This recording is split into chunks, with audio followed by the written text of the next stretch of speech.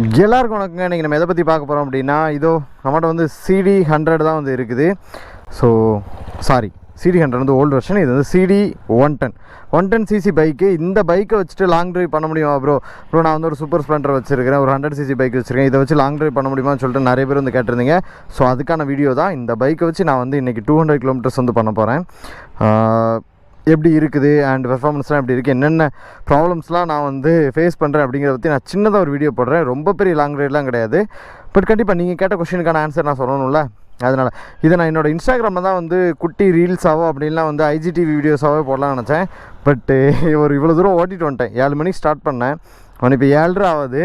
ஒரு 14 கிலோமீட்டர் தான் ஓட்டு வந்திருப்பேன் நினைக்கிறேன். So let's make fun. So செம்மையாக இந்த vlog வந்து இருக்க போகுது. ஸோ ஸ்கிப் பண்ணாமல் பாருங்கள், என்ஜாய் பண்ணுங்கள். ஓகேவா? போலாமா செல்லக்குட்டி? இது யாரோட பைக் தெரியுமா? நம்மளோட ஜாக்கி இருக்கான்ல, ஜாக்கி வந்து ஒரு ராயல் என்ஃபீல்டை கடிச்சு துப்புனான் தெரியுமா சீட்டெல்லாம். ஸோ அந்த பையனோட பைக் தான் ஒர்க்குக்கு போகிறதுக்காக வந்து எடுத்து வச்சுருக்கிறான். ஆனால் இதில் ஒரு பெரிய பிரச்சனை இருக்குது, அது போக சொல்கிறேன். இப்போ ஃபஸ்ட்டு போய் பெட்ரோல் போட்டுட்டு அதுக்கப்புறம் போகலாம்.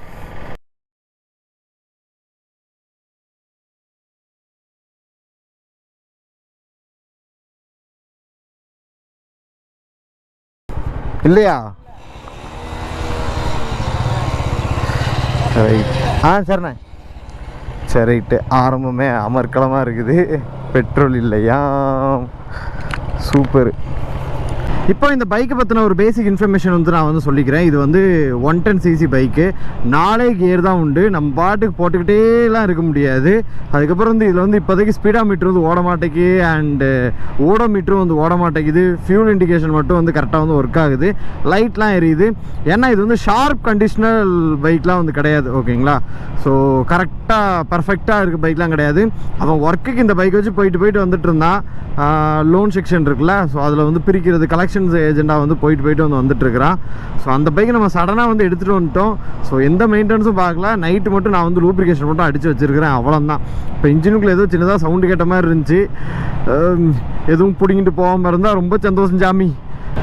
இந்த கண்ணாடி இருக்குது பார்த்தீங்களா, இது வந்து இருக்காது. ஏன்னா இவர் பெரிய MotoGP ரேசரு. ஏன்னா வெயிட் ரெடியூஸ் பண்ணுறதுக்காக கண்ணாடியை கழட்டி வந்து சைடில் வச்சுருக்கிறாரு. அதனால தான் வந்து கண்ணாடி இல்லை. நீங்கள் எதுவும் வந்து தவறாக எண்ண வேண்டாம். அதுக்கப்புறம் வேறு என்ன சொல்கிறது, இதோட டாப் ஸ்பீட்னு எடுத்துக்கிட்டால் ஒரு 60 வரைக்கும் போகும். நான் ஒரு வாட்டி மட்டும் 70 வந்து பிடிச்சி பார்த்துருக்குறேன். அதுவும் பாவம்னு சொல்லி நான் விட்டுட்டேன். இப்போ நம்ம போயிட்டுருக்க ஸ்பீடு எவ்வளோ அப்படிங்கிறது நமக்கு சத்தியமாக தெரியாது. மிஞ்சி போச்சுன்னா ஒரு 50 இருக்கும்னு நினைக்கிறேன். 50 இருக்கும். மேபி ஏதாவது பைக் ஏதாவது கிராஸ் ஆச்சுன்னா எட்டி பார்ப்போம் எவ்வளோ கிலோமீட்டர் ஸ்பீடில் வந்து போயிட்டுருக்காங்க அப்படின்னு சொல்லிட்டு. அதை வச்சு நம்ம கொஞ்சம் கால்குலேட் பண்ணிக்கலாம். ஏரோடைனமிக்னு எடுத்துக்கிட்டால் அப்படி ஒன்றும் பெருசாக ஒன்றும் இல்லை.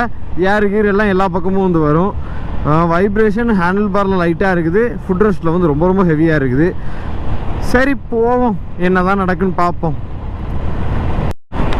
ஓகே, நெக்ஸ்ட் பெட்ரோல் பங்க் வந்து வந்துருச்சு. நம்ம போய் பெட்ரோல் போட்டுடலாம். இந்த பெட்ரோல் பங்க்கை நீங்கள் கெஸ் பண்ணி பார்த்துருக்கீங்களா ப்ரோ? இந்த ஏசார் பார்த்தீங்கன்னா கரெக்டாக நம்ம எங்கேயாவது ஒரு இடத்துல பெட்ரோல் போடுறதை மிஸ் பண்ணிட்டோம் அப்படின்னா, அடுத்து நம்ம எங்கடா பெட்ரோல் பங்க் வரும் தேடும்போது வர பெட்ரோல் பங்க் வந்து இந்த பல்காக தான் இருக்கும், ரெட் கலரில் ஏசார் அப்படின்னு சொல்லிட்டு. நீங்கள் வேணால் கெஸ் பண்ணி வேணால் பாருங்கள். 200 103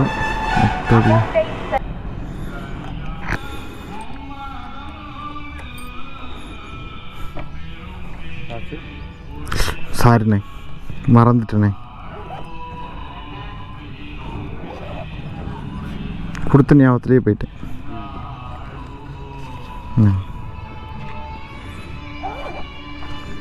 காசு கொடுக்காம ஓடிடலான்னு பார்த்தனா.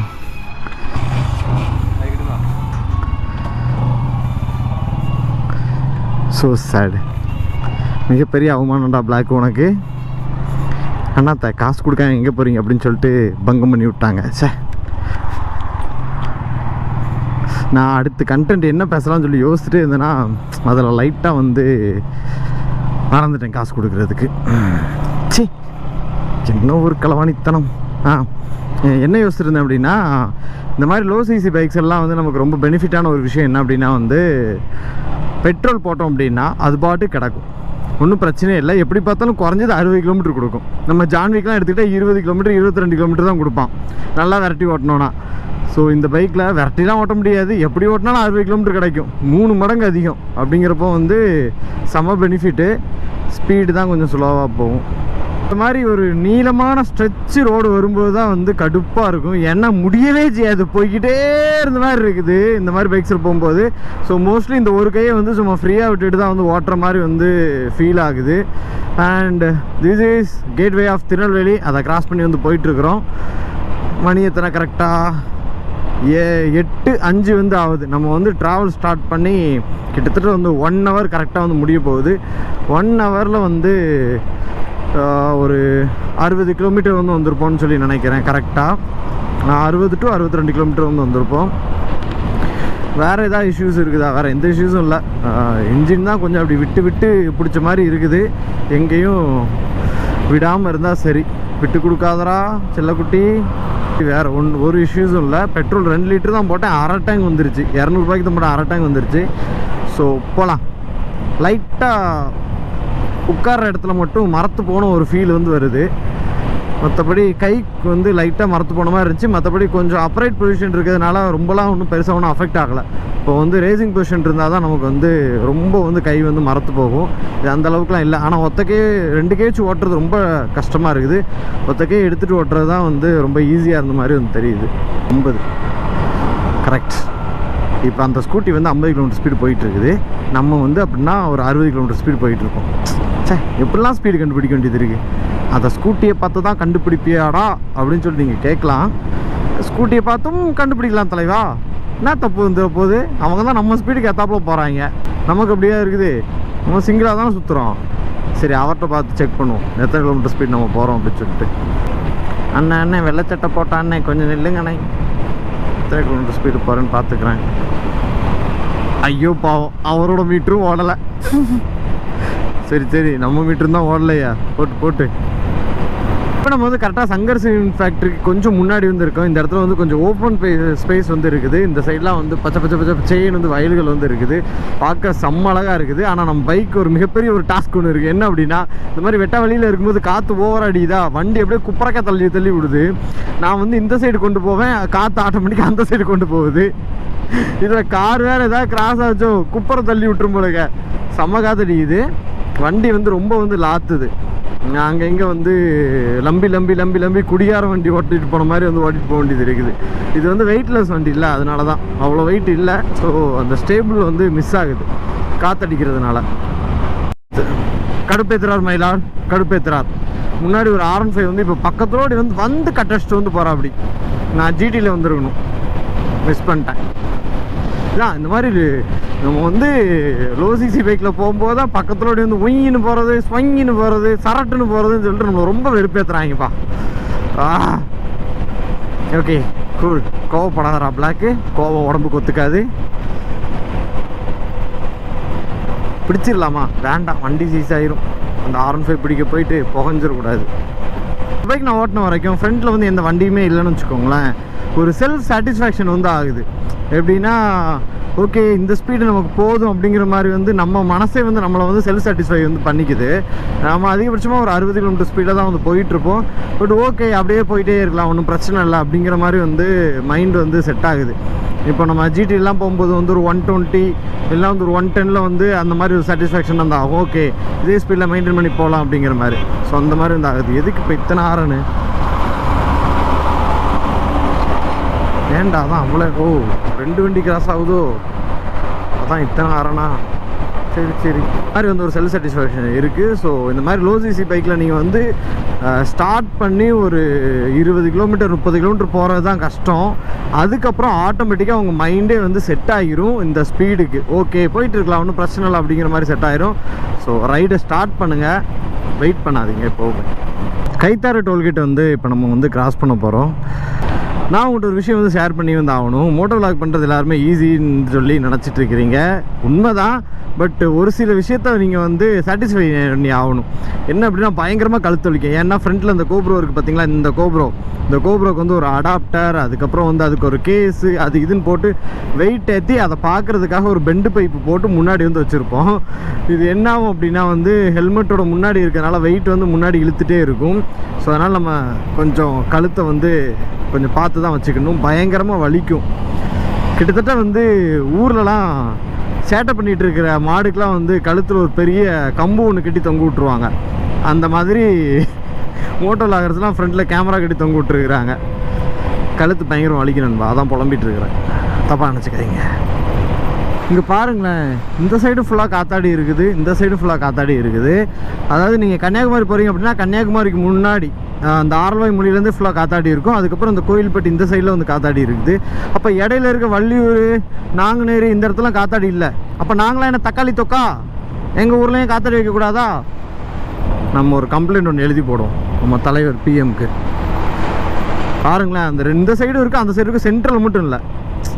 ஓரவஞ்சனை பண்ணுறாங்க, ஓரவஞ்சனை பண்ணுறாங்க. இதை வந்து நம்ம வந்து நியாயத்தை நம்ம கேட்டே ஆகணும். இதை நம்ம பதிவு பண்ணுறோம். இன்னையா லாரியை கரப்பாம்பூச்சி கவுத்தன மாதிரி கவுத்தி போட்டிருக்கிறாங்க. காலையிலே எந்திரிச்ச உடனே யோகா பண்ணணும்னு சொல்லி சொன்னதை தவறாக புரிஞ்சுக்கிட்டாரோ டிரைவரு. எப்படி உள்ளே விட்டுருப்பாரு, தூக்கத்தில் உள்ள போயிருக்கும். சம்மத்தையே கவுத்தி போட்டிருக்காங்களே ஒத்தடி. ஒன்றும் முரட்டுத்தனமாக கவுத்தி போட்டிருக்கிறாங்க. ஐய, லாரியை கொஞ்சம் படுக்க போட்டு யோகா பண்ண வச்சிருக்கிறாரு. பட் உள்ளே இருக்க யாருக்கும் எதுவும் ஆயிருக்காதுன்னு நினைக்கிறேன். ஏன்னா டிரைவர் சீட்டில் அதிகமாக வந்து அடி ஒன்றும் படல, வண்டி வந்து பெறலை தான் செஞ்சுருக்கு. ஸோ அனைவரும் நலம் என்றே நாம் நம்புவோம். ஒரே இடத்துல கால் வச்சு கால்லாம் வந்து ஒரு மாதிரியாக இருந்துச்சு. அதனால தான் தூக்கி பம்பரில் தூக்கி வந்து வச்சுருக்கிறேன். இவ்வளோ நேரம் வந்து எங்கே வச்சுருந்தேன்னா வந்து பேக் சைடு ஃபுட் ரெஸ்ட்டில் வந்து வச்சுருந்தேன். பின்னாடி உட்காந்து கால் வச்சுருப்பாங்களா, அந்த ஃபுட் ரெஸ்ட்டில் வச்சுருந்தேன். அதுக்கப்புறம் கொஞ்சம் நேரம் வந்து நார்மலாக வச்சுருந்தேன். அதுக்கப்புறம் இப்போ ஃப்ரண்ட்டில் தூக்கி வந்து வச்சுருக்கிறேன். ஸோ இந்த மாதிரி வைக்கக்கூடாது. பட் ரொம்ப போர் அடிக்குது, என்ன பண்ணுறது, என்ன சொல்கிறது. அப்படியே மொபைலில் கேம் விளாண்டுட்டே போகலாம் போலுக்க, அந்த அளவுக்கு பயங்கரமாக போர் அடிக்குது. ஓகே போகலாம். இன்னும் கொஞ்சம் தூரம் தான், இன்னும் ஒரு 5 கிலோமீட்டர்ஸ் தான். அதோடு இதை நான் வந்து என் பண்ணிக்கிறேன் மீன்ஸ் வந்து என் பண்ணிக்கிறேன். அப்புறம் ரெஸ்ட் விட்டுட்டு அப்புறம் ஈவினிங் தான் வந்து இங்கேருந்து வந்து கிளம்புவேன். இந்த வண்டியில் வந்ததில் ஏதாவது பாடி பெயின் இருக்குதா அப்படின்னு சொல்லி கேட்டிங்க அப்படின்னா வந்து எல்லா பைக்ஸ்லையும் இருக்க மாதிரி வந்து லைட்டாக வந்து ஷோல்டர் பெயின் வந்து இருக்குது. அதுக்கப்புறம் வேறு இந்த ஹேண்ட் பெயின் இந்த மாதிரிலாம் எதுவுமே வந்து இல்லை. லைட்டாக ஷோல்டர் பெயின் இருக்குது, அவ்வளோதான். மற்றபடி வேறு எந்த இஷ்யூஸுமே இல்லை, ஜாலியாக போகலாம். பிட் பெயின், அதாவது உட்கார்ற இடத்துல வந்து பயங்கரமான ஒரு வலி வந்து இருக்குது. ஏன்னா மொத்தம்னு சொல்லி பார்த்தீங்க அப்படின்னா 9:25 வந்து ஆக போகுது. நம்ம ஸ்டார்ட் பண்ணது வந்து கரெக்டாக 7:05க்கு வந்து ஸ்டார்ட் பண்ணோம்.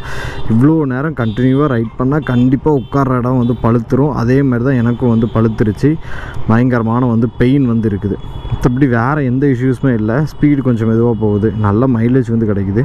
இப்போ நம்ம டோட்டலாக எத்தனை கிலோமீட்டர் வந்திருக்கோம் அப்படிங்கிறத பார்ப்போமா. கண்ணாடி போட்டதுனால கண்ணு தெரியவில்லை. 110 கிலோமீட்டர் கரெக்டாக வந்து விழுது. 110 கிலோமீட்டர் எவ்வளோ நேரத்தில் கடந்திருக்கோம்? 7.5னா 7 மணின்னு வச்சுப்போமே.